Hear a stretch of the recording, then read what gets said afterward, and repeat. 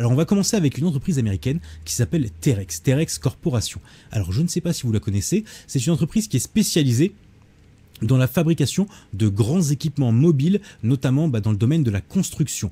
Alors, on va voir évidemment plusieurs raisons pour lesquelles je m'intéresse à cette entreprise, à commencer par l'augmentation des dépenses en infrastructure qui sont a priori prévues.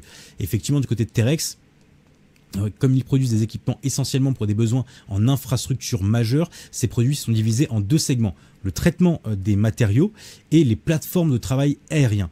Du côté des traitements des matériaux, on a les équipements donc, de construction tels que des broyeurs, des grues en pavé et pavés en béton. Et ce segment représente environ 43% des revenus en 2023. De l'autre côté, pour ce qui est des plateformes de travail aérien, ici on parle d'équipements de manutention et utilitaires. Et ce segment représenterait donc à lui seul 56,72% des revenus en 2023. Sur le segment donc Amérique du Nord, la demande pour ces équipements a augmenté en raison des investissements massifs qui ont été réalisés dans les infrastructures, stimulés donc par trois grandes lois, notamment l'Infrastructure Investment and Jobs Act, l'Inflation Reduction Act et enfin le fameux CHIPS, CHIPS and Science Act. Donc ces lois prévoient globalement que plus de 1500 milliards de dollars pour la construction de capital au cours des prochaines années. L'Infrastructure Investment and Jobs Act, par exemple, prévoit elle seule 550 milliards de dollars pour améliorer les infrastructures existantes, créant ainsi une demande accrue pour les équipements lourds de Terex à court terme. On a également une inflation, l'Inflation Reduction Act et le CHIPS Act de 2022 qui eux contribuent à cette demande, en particulier avec des dépenses plus ciblées cette fois sur la réduction des émissions de carbone et la construction d'usines de semi-conducteurs aux États-Unis. Enfin, avec la possible libéralisation de la politique monétaire de la Fed, c'est-à-dire la baisse des taux attendue pour l'instant en septembre, le secteur de la construction résidentielle pourrait également connaître une reprise dès le second semestre 2024. Ça permettrait à la fois de faire souffler donc l'ensemble du marché américain, mais surtout à Terex de faire ses affaires, puisque ça veut dire que dans ce cas-là, on aurait une augmentation de la demande pour les nouvelles constructions de logements neufs. Alors, on a donc ensuite un carnet de commandes qui est en forte augmentation du côté de Terex, avec notamment donc, les lois sur les infrastructures qu'on a évoquées qui ont entraîné une augmentation significative de la demande pour les équipements lourds, ce qui a doublé concrètement le carnet de commandes de l'entreprise par rapport à son niveau historique, malgré une légère baisse du carnet de commande au premier trimestre 2024 en raison d'améliorations dans la chaîne d'approvisionnement et la productivité. Les commandes restent malgré tout sur des niveaux historiquement élevés. La demande de marchandises, elle, reste forte aussi en Amérique du Nord, et Terex prévoit une augmentation des commandes au second trimestre 2024. De plus, le développement et le lancement de nouveaux produits, ici, tels que notamment un nouveau broyeur à mâchoire Bison 170 et le concasseur horizontal, bon, je vais vous faire grâce du numéro de série derrière. Bon, ce qu'on a compris, c'est qu'on a des nouveaux appareils, équipements qui vont arriver sur le marché avec qui devrait représenter environ 20% de revenus supplémentaires pour l'entreprise d'ici la fin de l'année.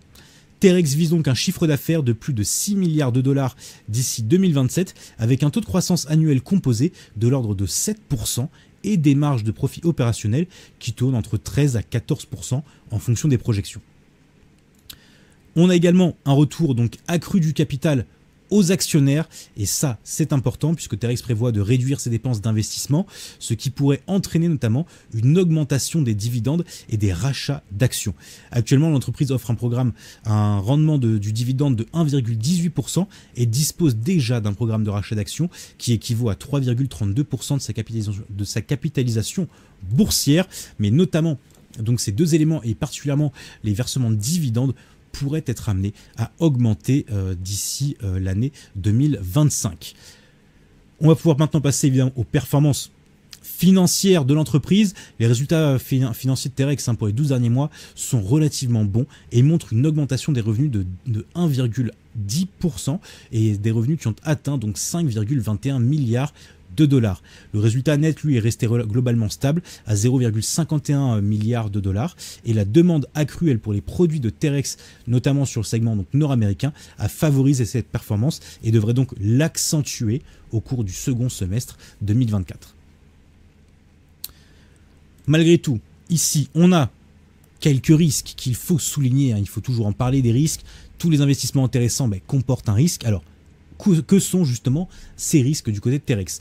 Le premier, c'est tout simplement un risque de ralentissement des dépenses en infrastructure et une dépendance aux investissements actuels en infrastructure liés au gouvernement américain notamment.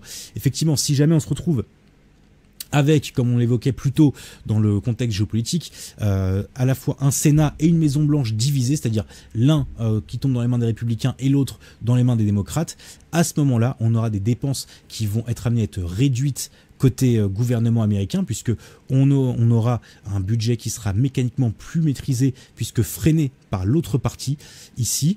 Bon, c'est un risque, certes, qui est quand même relativement mesuré, parce que globalement, il y a surtout un besoin réel d'investissement significatif dans les infrastructures aux États-Unis. On est dans un pays qui a des infrastructures particulièrement vieillissantes. À partir de là, on n'a pas vraiment le choix en fait sur le marché américain. Donc quoi qu'il arrive, c'est un risque certes, mais qui reste mesuré. On aura donc, si jamais il se matérialise, moins d'investissements réalisés, mais on aura quand même des investissements significatifs d'effectuer. Le deuxième risque, c'est tout simplement l'échec à identifier des moteurs de croissance supplémentaires. Et oui, la possibilité de ne pas trouver de nouvelles opportunités d'investissement pourrait affecter ici les investisseurs dans le titre. Alors, pour l'instant, c'est absolument pas gênant, hein. On est quand même sur une entreprise donc orientée plutôt qui mêle à la fois value et croissance, ce qui est une très bonne chose, ce qui fait que Terex devrait contribuer ou plutôt profiter à court terme de l'arbitrage qui est en train de se faire du côté des portefeuilles institutionnels qui se délestent petit à petit des valeurs technologiques justement pour revenir sur ce type de valeurs. Si jamais on devait avoir par exemple une Fed qui au dernier moment devait décider de nouveau de mettre une pause à sa baisse des taux, d'attendre finalement plutôt décembre pour abaisser ses taux, à ce moment-là, effectivement, ça pourrait pénaliser Terex à court terme, notamment sur les marchés. Il pourrait être sanctionné malgré tout avec l'arrivée d'un programme de rachat d'actions renforcé. Ce risque, là encore, devrait être minime au cours des prochains mois. Enfin, on note aussi l'absence donc de momentum positif pour les commandes, si les commandes n'augmentent pas comme prévu, hein, et là on parle notamment du segment immobilier américain, si l'ensemble du secteur immobilier américain ne se ressaisit pas, on pourra avoir un ralentissement dans les anticipations, plutôt une baisse des anticipations de commandes à venir du côté de Terex, et là effectivement la sanction pourrait être immédiate pour le titre. Alors, on va maintenant passer évidemment au graphique, hein, voir un petit peu où on en est de ce côté-là. Effectivement, du côté de Terex, pour l'instant, on se porte relativement bien. On voit qu'on avait travaillé un très gros niveau de support oblique ici. Alors, on est sur un graphique en daily, un dernier test ici remonté justement au début du mois de juillet avant une forte impulsion. Ce qui est important, c'est qu'on a cassé la moyenne mobile 100 ici sur le graphique. On l'a cassé franchement avec de gros volumes avant d'effectuer un repli et simplement de faire un pullback dessus et de repartir à la hausse. Pour l'instant, on se dirige vers les précédents records, donc à 65,89 $ l'action. Notre objectif, hein, vous l'aurez compris, il est donc situé au-dessus à 80 $ le titre, ce qui représente donc un potentiel de 24,47% de plus-value à aller chercher sur un horizon de 9 mois ici. A priori, j'aurais dit plutôt 6 mois en misant sur une baisse des taux de la Fed dès le mois de septembre. Si jamais la Fed devait retarder sa baisse des taux, elle retarderait de 3 mois. Donc c'est pour ça que j'ai racheté 3 mois par sécurité. Ça nous fait 9 mois. Un horizon tout à fait cohérent, avec actuellement un rendement alors qui est lui relativement faible, 1,22%. C'est pas pour le rendement qu'on va aller chercher cette action. En tout cas, pas pour le rendement actuel. Si jamais les versions de dividendes augmentent plus tard, on sera content de l'avoir saisi. Mais pour l'instant, c'est vraiment la plus-value qu'on va chercher, avec un risque relativement modéré, donc ici un risque moyen. Pourquoi? Parce que comme on l'a vu, globalement on est quand même sur un carnet de commande record, on a un risque même en cas de perte de certaines commandes, notamment de déception vis-à-vis du marché immobilier américain. Tout le segment lié aux grosses infrastructures gouvernementales, elle va rester. Parce qu'il y a un besoin, ça on ne peut pas s'en passer côté gouvernement américain, donc entre guillemets c'est une partie sécurisée et c'est ça qui me conforte dans cette évaluation plutôt moyenne en termes de risque. Alors on va pouvoir passer à la prochaine entreprise, et ici ce qui nous intéresse c'est Host Hotels and Resorts, REIT, R-E-I-T. Alors qu'est-ce que c'est que cette entreprise ? Cette société, c'est tout simplement un fonds d'investissement immobilier qui est coté en bourse. Dès que vous voyez l'abrégé REIT, ça veut dire que c'est un fonds immobilier coté en bourse qui est spécialisé dans l'hôtellerie. Concrètement, l'entreprise possède donc des hôtels de luxe. Pardon.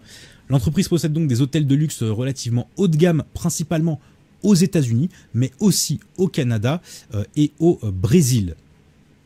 Tous les hôtels de Host Hotel & Resort sont gérés donc par des sociétés de gestion indépendantes, la plupart faisant partie des marques prestigieuses telles que notamment Marriott, Hyatt, Four Seasons, Alton ou encore le français Accor. Le portefeuille de HHR comprend environ 42 000 chambres actuellement, donc disponibles à la location. Alors, qu'est-ce qui nous intéresse vraiment sur cette action? La première chose, c'est la croissance de la demande pour les hôtels haut de gamme. Et oui, le marché hôtelier américain a stabilisé et la demande se concentre notamment aujourd'hui sur les hôtels de luxe et haut de gamme. Selon une étude récente de Muse Hospitality, 79% donc, des Américains planifient leur voyage le plus tôt possible et espèrent faire environ 11 voyages en 2024. Cette tendance est donc favorable à l'industrie hôtelière américaine qui a déjà connu une reprise complète de la demande de touristique en 2023 et continue de bénéficier de taux relativement élevés. Le revenu par chambre disponible ici devrait donc continuer de croître de 5% en 2023 et dépasser le niveau de 2019 de 12,9%. Enfin, le segment des hôtels de luxe et haut de gamme devrait également connaître une croissance plus dynamique, contrairement aux hôtels de milieu de gamme et économique qui font eux face à une concurrence accrue de la part notamment d'Airbnb et des autres plateformes en ligne telles que par exemple Booking. Le deuxième élément ici qui m'intéresse, c'est tout simplement la croissance de la monétisation des invités et des marges attractives. En effet, le portefeuille de HHR comprend donc 79 grands hôtels, principalement situés aux États-Unis avec une capacité totale de 42 700 chambres. Ces hôtels sont principalement des complexes touristiques offrant des commodités supérieures et surtout des services d'affaires haut de gamme. Concrètement, du côté de HHR, on a choisi d'utiliser des marques prestigieuses, donc telles que Marriott, Hyatt, Hilton, Accor ou encore Four Seasons, non seulement pour franchiser, mais aussi comme société de gestion pour les hôtels. Cela permet de bénéficier donc à la fois d'économies d'échelle, évidemment, sur les coûts de main-d'œuvre et des services administratifs centralisés, et en conséquence, on a 88% des hôtels qui sont gérés par ces grandes marques prestigieuses. Du côté des marges opérationnelles de HHR, elles sont plus que solides. Les marges brutes des départements, notamment restauration et boissons, dépassent les 30%, alors que les marges, elles, des chambres sont supérieures à 70%.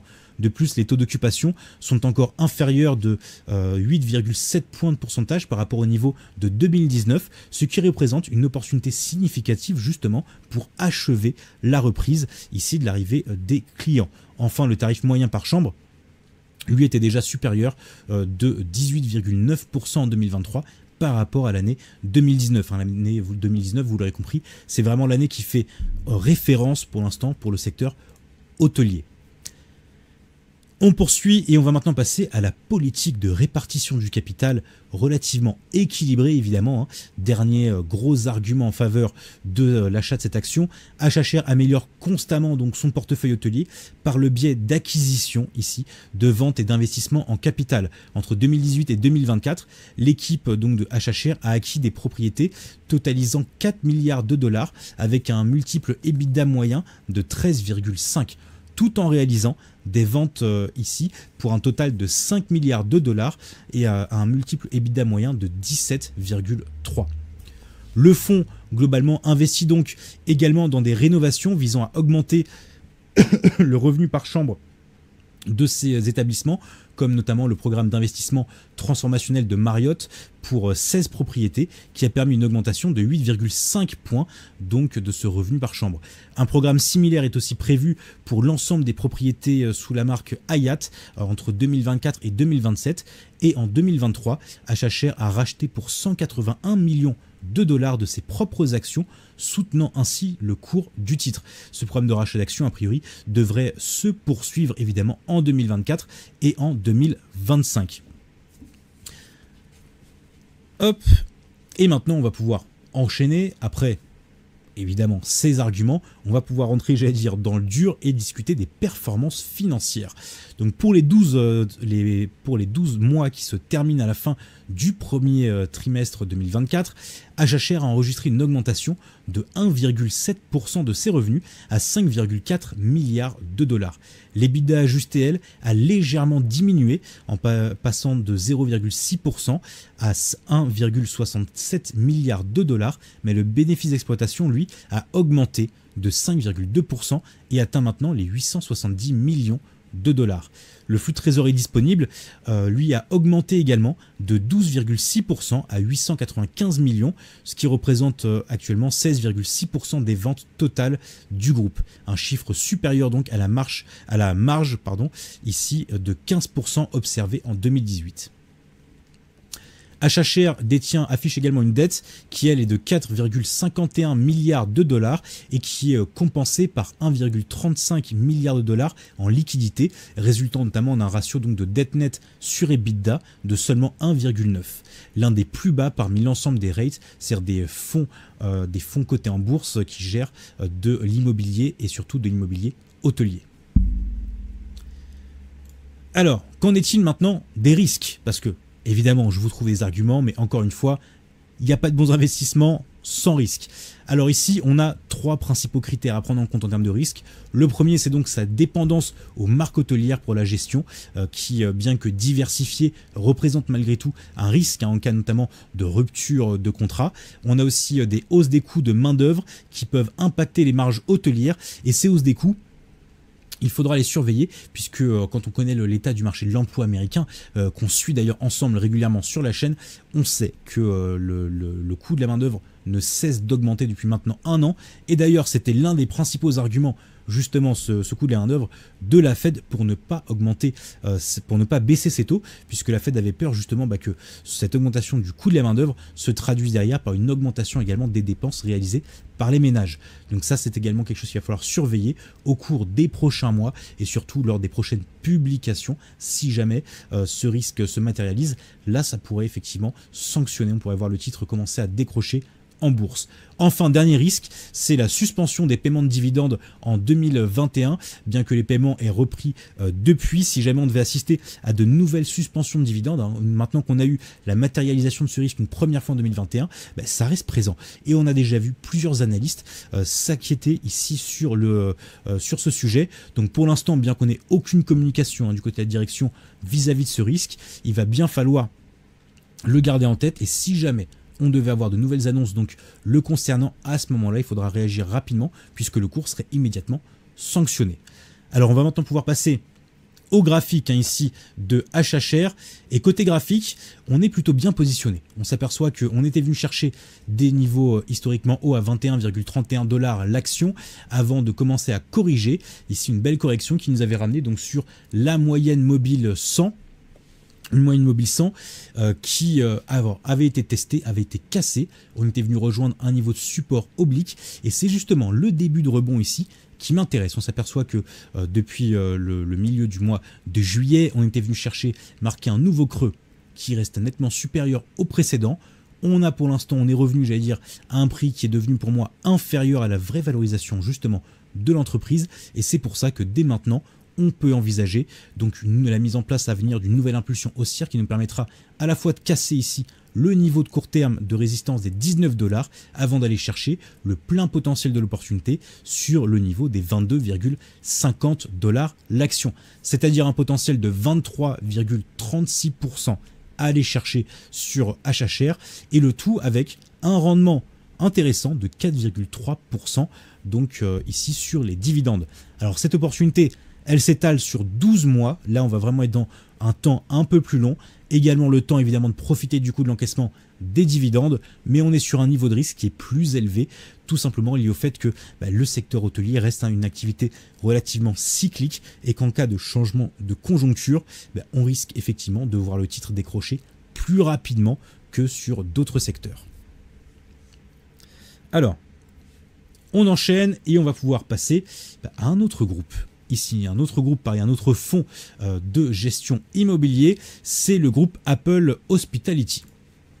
Alors, Apple Hospitality Rates, c'est donc un fonds de placement immobilier spécialisé, là encore, dans l'hôtellerie, avec un gérant donc, qui s'occupe d'un portefeuille de 224 hôtels, totalisant un total de plus de 30 000 chambres. Ici, les actifs de l'entreprise sont donc situés essentiellement dans des marchés urbains et des banlieues à haut niveau de revenus, ainsi également que quelques marchés émergents dans 38 États américains. Tous les hôtels fonctionnent actuellement sous la marque Marriott, Hilton ou Hyatt et sont gérés en tout par 16 sociétés de gestion hôtelière indépendantes. Alors, qu'est-ce qui fait qu'on s'intéresse, que je m'intéresse donc ici à cette entreprise? Le premier élément, c'est tout simplement la croissance de la demande pour les hôtels haut de gamme. Bah, évidemment, on reprend, bon, je ne vais pas vous la faire, hein, mais exactement le même argument que pour précédemment HHR, donc le marché américain qui se porte globalement bien, l'étude donc de Muse Hospitalities.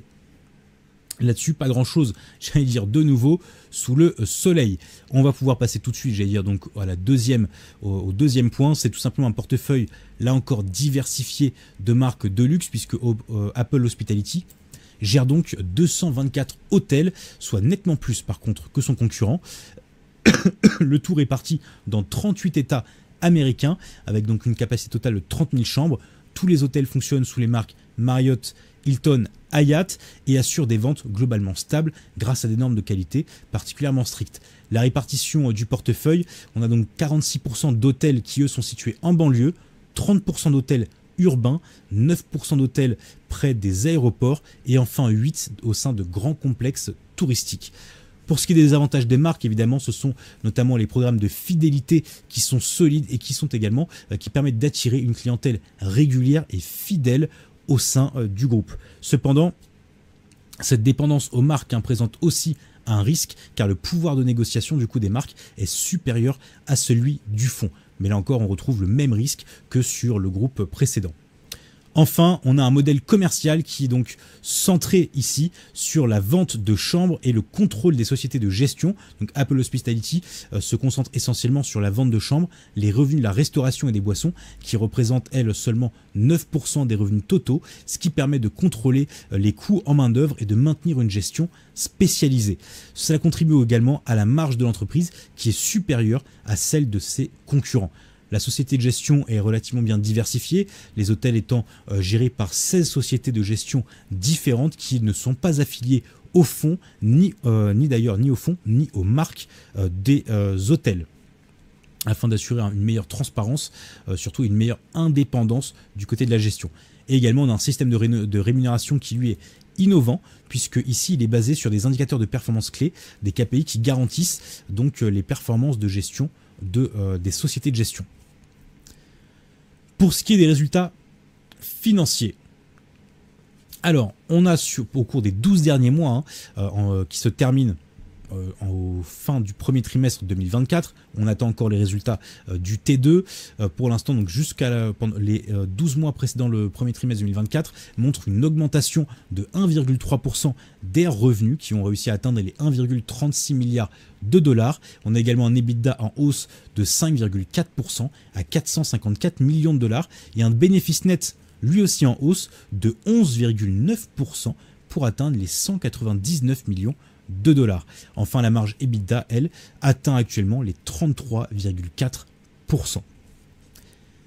Alors, pour ce qui est donc des risques clés, ici, je ne vais pas vraiment y revenir, on est sur exactement les mêmes risques que précédemment, à savoir à la fois donc le risque vis-à-vis des marques et le manque de pouvoir de négociation vis-à-vis donc des grandes marques comme Marriott, Hyatt, Hilton, etc. On a également le principal risque de main-d'œuvre ici qui se réalise et toujours la même inquiétude vis-à-vis des dividendes qui certes ont repris, sont plus qu'intéressants d'ailleurs, mais le fait qu'il y ait eu une suspension précédemment fait qu'on continue de craindre de nouvelles suspensions à venir en cas de retournement de cycle économique. Bon, pour l'instant, effectivement, ce n'est pas des craintes que j'ai particulièrement vis-à-vis de ces groupes qui se sont quand même refait une bonne santé financière, qui ont tiré les leçons aussi du Covid. Donc de ce côté-là, pas grand-chose à attendre. C'est surtout effectivement du côté du coût de la main-d'œuvre, le contrôle de l'augmentation des coûts de la main-d'œuvre qu'il va falloir être vigilant au cours justement des prochaines publications de résultats. Alors, si on va regarder justement ce qui se passe du côté des graphiques. Ici sur Apple Hospitality, on s'aperçoit qu'on avait une évolution largement à l'horizontale. On était vraiment bloqué dans un range. Alors ici on est sur un graphique hebdomadaire, on voit que depuis 2021 on est bloqué sur ce range et surtout juste au-dessus du niveau de support majeur des 13,84 $ l'action. Et c'est bien ce niveau justement qui m'intéresse parce qu'on vient juste de le retester, de le rejeter et actuellement on est en train de partir à l'assaut de la moyenne mobile 100 en graphique hebdomadaire, ce qui laisse espérer de belles perspectives donc de reprise. Quand on regarde également le bilan qui est présenté actuellement, le fait que très clairement on a eu un trou de valorisation, c'est-à-dire qu'on a eu une entreprise qui a été, évidemment on avait eu une surréaction à la baisse en termes de sanctions récemment, on a beaucoup d'espace maintenant pour repartir à la hausse. Et si les résultats, les prochaines publications viennent confirmer la bonne copie du premier trimestre 2024 et surtout que le marché américain continue de se renforcer tout au long du second semestre, on pourrait vraiment aller chercher ici la prochaine target maintenant à atteindre qui est les 18,87 $ l'action, soit plus 25,3% de hausse à aller chercher en termes de plus-value. Et ici une plus-value qui nous intéresse parce que non seulement on a donc plus 25% de plus-value à prendre, mais on a aussi un rendement ici de l'ordre de 6,4%. Ce qui m'incite, alors certes, à adopter un niveau de risque moyen pour cette action, mais surtout avoir un horizon de temps, là où je suis partagé. Horizon de temps, je vous ai mis 9 mois. 9 mois, c'est toujours pareil, hein. C'est plutôt un objectif à 6 mois. On prend 3 mois de marge au cas où, en cas de non-baisse des taux de la Fed, mais surtout, potentiellement, je n'exclus pas de conserver ce titre plus longtemps, justement pour le rendement des dividendes. Ici, une fois qu'on aura réalisé la plus-value, alors je garderai pas toute la ligne, hein, j'encaisserai une partie pour faire un petit peu de cash et aller réinvestir ailleurs, mais clairement, j'envisage déjà, si je rentre sur le titre, de le conserver à plus long terme, afin de profiter de ce rendement de 6,4%, puisque, mine de rien, ces sociétés de gestion, elles ont bien conscience, hein, comme on l'a souligné, des craintes des investisseurs et des analystes vis-à-vis des versements de dividendes qui avaient été suspendus pendant la crise Covid, et elles pourraient potentiellement augmenter justement ces versements dans les années à venir. Et donc dans ce cas-là, en rentrant maintenant, on pourrait s'assurer un rendement qui serait plutôt arrêté autour de 8 à 10% d'ici 2026. Alors, on arrive à la quatrième et dernière entreprise du jour, la dernière action à acheter. Alors, je ne sais pas si vous la connaissez, il s'agit de Triple Flag Precious Metals, TFPM. Alors, si jamais vous ne connaissez pas cette entreprise, je vais vous la présenter. Ici, Triple Flag Precious Metals, c'est donc une société d'investissement fondée en 2016 et qui est basée à Toronto au Canada. Elle se spécialise dans le partenariat avec des entreprises minières du monde entier, hein, pas uniquement canadiennes ou nord-américaines, pour acquérir des engagements d'approvisionnement futurs en métaux précieux, notamment par exemple de l'or et de l'argent, mais pas uniquement. C'est ce qu'on appelle une activité donc de streaming, mais aussi des participations dans leurs actifs miniers pour percevoir des redevances, soit des royalties. Son business model consiste donc à réaliser des investissements relativement importants pendant les creux de marché sur les matières premières au prix les plus attractifs pour générer ensuite des rendements futurs lorsque le marché repart à la hausse. Et là justement, avec un cours de l'or qui est en train de flamber à la hausse suite aux baisses justement attendues des taux de la Fed, c'est le bon moment pour que l'entreprise commence vraiment à rentabiliser son business model. Cette société offre actuellement donc un potentiel de hausse de 34,53%, mais au-delà de ça, la première raison qui me fait m'y intéresser, ce sont les perspectives du marché de l'or et de l'argent qui sont très favorables. Le ralentissement de l'inflation américaine pourrait donc pousser la Fed, comme je le disais, à baisser ses taux dès le mois de septembre, rendant l'or toujours plus attractif. Les tensions également géopolitiques et les inquiétudes entourant la dette américaine incitent les banques centrales donc du monde entier ici à toujours acheter plus d'or. Le marché de l'argent également est significatif et quant à lui, il connaît un déficit d'offres depuis maintenant un peu plus de 3 ans, ce qui devrait donc continuer à soutenir les prix. Deuxième élément ici, c'est que Triple Flag a un modèle d'affaires donc dit intelligent, puisque ce sont des petits rusés. Le fait que la société investisse dans de nouveaux projets miniers pendant les périodes de correction des prix lui permet tout simplement d'obtenir des actifs à des prix très avantageux par rapport à ses concurrents. Elle prévoit notamment une croissance annuelle moyenne de l'ordre de 4,91% de sa production d'or et d'équivalent jusqu'à 2029. Avec le prix de l'or qui est déjà à 2400 $ l'once, bien au-dessus de la moyenne de 1940 $ de 2023, Triple Flag est donc idéalement positionné pour profiter de la poursuite de cette tendance haussière, sachant qu'on a déjà certains analystes qui anticipent un cours de l'or à 3000 $ d'ici 2025. Alors, on en est encore loin, il reste beaucoup de chemin à parcourir. En revanche, les 2500 et les 2600 nous semblent plus si loin que ça, et maintenant c'est vraiment une question de semaines avant qu'on finisse par les atteindre sur les marchés. Troisième élément, c'est tout simplement la redistribution du capital aux actionnaires effectué par la société. Alors elle le fait notamment de deux façons. La première, c'est via un programme de rachat d'actions qui représente 4,78% de la capitalisation boursière de l'entreprise. Et ça, vous le savez, j'aime toujours quand on a un programme de rachat d'actions. C'est un petit peu la cerise sur le gâteau. C'est ce qui permet tout simplement de faire artificiellement monter un petit peu plus le cours d'une action afin de compenser soit un manque d'intérêt à court terme de la part notamment des gros investisseurs, soit tout simplement d'accentuer la tendance haussière et d'aller grappiller un petit peu plus de plus-value.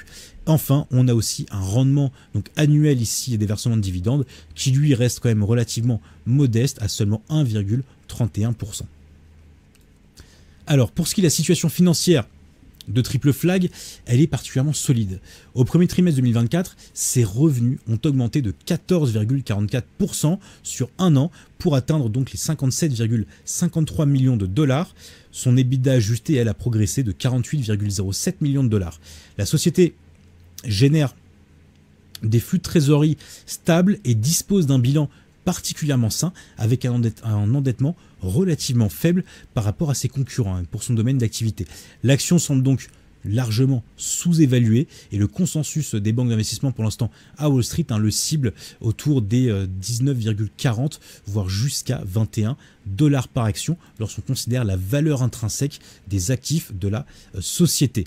Alors maintenant, pour en savoir plus, on va simplement basculer directement sur le graphique ici et on voit bien justement cette forte accélération ici depuis le mois de mars, depuis tout simplement le moment où la majorité des traders ont commencé à miser sur une baisse des taux et le moment où l'or du coup a commencé à durablement flamber à la hausse sur les marchés. Alors certes, à court terme, on était venu buter sur un niveau de résistance, la borne haute d'un gros canal haussier qu'on avait sur un graphique en daily. Malgré tout, maintenant, à très court terme, ici, dès le mois de juin, on était revenu buter sur un palier, celui des 14,82 $ l'action. On a bien buté dessus, on est reparti à la hausse et il n'est pas exclu, étant donné la configuration actuelle des marchés, et là je pense particulièrement vraiment aux baisses des taux de la Fed et à ses conséquences sur le cours de l'or, que l'action connaisse une nouvelle très grosse impulsion haussière qui nous ramène donc sur notre objectif des 21 $ à aller chercher. Donc 21 $, ce sera l'objectif à aller chercher sur l'horizon d'un an avec un potentiel de 34,53% sur l'action. Alors qui offre un rendement lui modeste à 1,29%. Vous l'aurez compris, c'est pas le rendement des dividendes ici qui va m'intéresser, c'est vraiment la plus-value. Et pourquoi un an ? Tout simplement pour laisser le temps à la Fed de mettre en place plusieurs baisses des taux. Et puisque la première baisse des taux, elle a d'ores et déjà été pricée, anticipée et intégrée au cours actuel de l'action. Donc le potentiel actuellement est plutôt limité, je dirais, à court terme.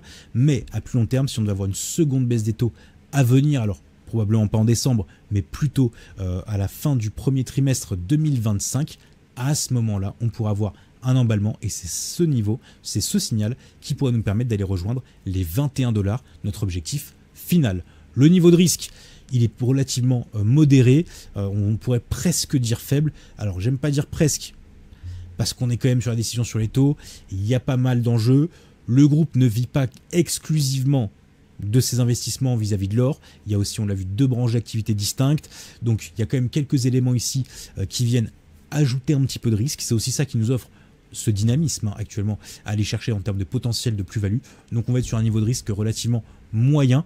Et ce qui est bien, puisque ça nous permet d'avoir aujourd'hui globalement, sur l'offre d'actions que j'ai pu vous proposer, presque exclusivement des actions à risque moyen. Pas à faible risque, pas non plus, mais on a trois valeurs à risque moyen et une seule valeur avec un risque relativement élevé ici, mais qui compense toujours pareil avec un potentiel de plus-value significatif.